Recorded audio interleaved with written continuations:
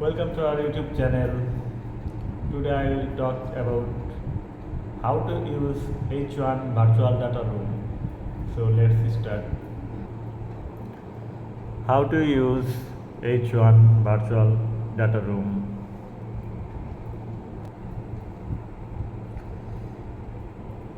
A few days ago, we posted a poll on LinkedIn asking how many of our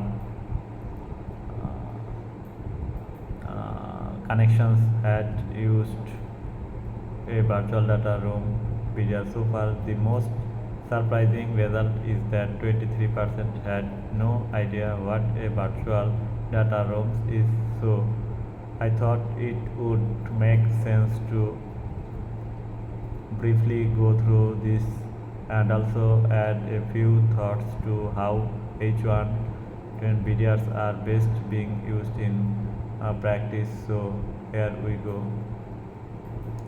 A BDR is typically used in transactions such as mergers and acquisitions, private equity deals, and initial public offerings. The use of a BDR ensures that all parties involved have access to the same information and can securely communicate with each other.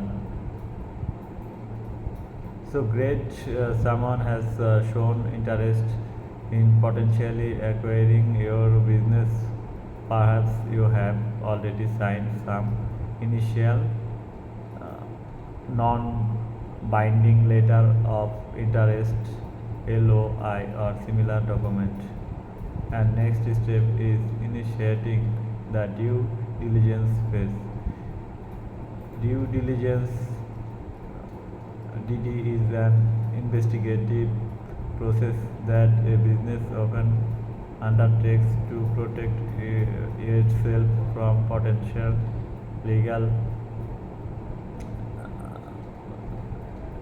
liabilities.